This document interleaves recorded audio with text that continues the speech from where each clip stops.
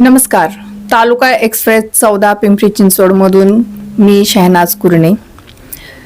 सध्या इलेक्शनची रणधुमाळी सर्वत्र आहे, संपूर्ण महाराष्ट्रामध्ये. तर आत्ताच जाहीर झालेल्या महानगरपालिका, त्यापैकी पिंपरी चिंचवड महानगरपालिकेमध्ये आपण आहोत.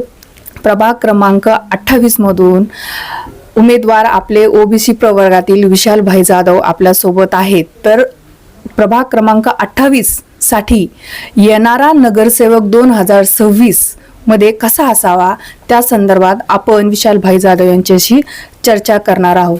तर डायरेक्ट आपण प्रश्नाला येऊ की प्रभाग क्रमांक 28 मध्ये काय प्रश्न आहेत प्रलंबित आणि तुमचं विजन काय आहे? प्रभाग क्रमांक 28 पिंपळे सौदागर हा संपूर्ण प्रभाग आज पिंपरी चिंचवड शहरामध्ये स्मार्ट सिटी म्हणून गणला जातो. या शहरामध्ये पिंपळे सौदागर नावाचं एक खेडूत होतं. आज त्या खेडूतचं रूपांतर शहरामध्ये झालं आहे. या भागामध्ये पहिली शेतीवर उपजीविका चालणारी लोक असायची.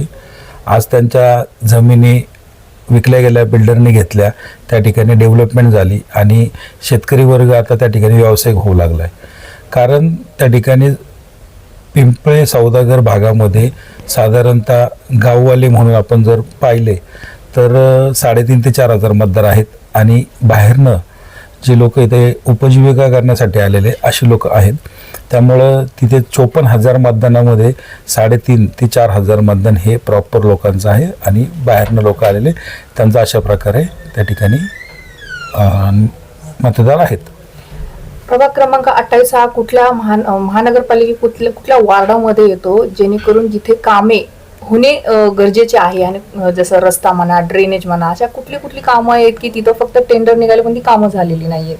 प्रभाग क्रमांक 28 हा क्षेत्रीय कार्यालय ड प्रभागामध्ये येतो. ड प्रभागाअंतर्गत आल्यामुळं मुळात पिंपळे सौदागर हा स्मार्ट सिटी अंतर्गत येणारा भाग आहे. त्या ठिकाणी जी काही डेव्हलपमेंट चालू आहे ती केंद्रातून आणि राज्यातून जो निधी आला आहे स्मार्ट सिटीसाठी त्याच्यावर चालू आहे. आणि ड प्रभाग ह्या ठिकाणी वॉटर मीटर ह्यासाठी काम करतं. त्या ठिकाणी खरं पाहिलं तर लोकसंख्येप्रमाणे पाण्याचा पुरवठा खूप कमी आहे. त्या ठिकाणी पाणी पुरवठा होणं गरजेचं आहे, परंतु त्या ठिकाणी टाक्या ज्या आहेत पाण्याच्या त्या कमी आहेत आणि लोकसंख्या जास्त आहे. झोपडपट्टी किती आहेत त्या प्रभागामध्ये? पिंपळे सौदागर प्रभागात झोपडपट्टी 0 आहे. शेजारी जो प्रभाग आहे प्रभाग क्रमांक 27 त्या भागामध्ये पवनानगर नावाची एक झोपडपट्टी आहे. ती नदी लगत विसवली असल्यामुळे जर पाहिलं तर पिंपळे सौदागरला जवळ असणारा एक पवनानगर ही एक झोपडपट्टी आहे, परंतु ती प्रभाग क्रमांक 27 मध्ये येते. 2025 जर बघितलं तर आज संपूर्ण महाराष्ट्रामध्ये पूर परिस्थिती होती. तर त्या वार्डामध्ये परिस्थिती कशी होती पावसाळ्यात? खरं पाहता पिंपळे सौदागरचा जो भाग आहे शंकर महादेव मंदिर लगत पासून तर तो पुढे पिंपळे गुरवच्या 8 to 80 पार्क त्या मिलिटरी एरियापर्यंत जातो. त्या ठिकाणी दोन्ही साईडला पाहिलं तर पिंपळे सौदागरच्या साईडला सुरक्षा भिंत लावली असल्या कारणामुळे त्याचा जास्त परिणाम पिंपळे सौदागरमध्ये पुराचा पाण्याचा होत नाही. पहिला व्हायचा ज्यावेळेस पिंपळे गुरवच्या तिथे डॅम होता, एक छोटा डॅम लावला होता. त्या डॅमचं पाणी पलीकडे मिलिटरी फार्मसाठी वापरलं जायचं. तो डॅम जेव्हा होता त्यावेळेस 100% पाणी फुगवटा व्हायचा आणि ते पाणी, पण तो डॅम काही कारणास्तव फोडला गेल्यामुळे पाणी थांबत नाहीये आणि पूर परिस्थिती पिंपळे सौदागरमध्ये निर्माण होत नाहीये. तुम्हीच उमेदवार असायला पाहिजे आणि तुम्ही नगरसेवक व्हायला पाहिजे, काय कारण आहे?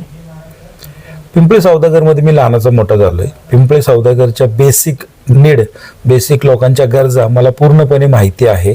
आणि खरं पाहता पिंपळे सौदागरच्या सोसायटींना ज्या ठिकाणी नैसर्गिक नाले होते, पिंपळे सौदागरमध्ये 3 नैसर्गिक नाले होते, ते 3ही नैसर्गिक नाले बुजवण्यात आलेले आहे, ते गायब झालेले आहेत.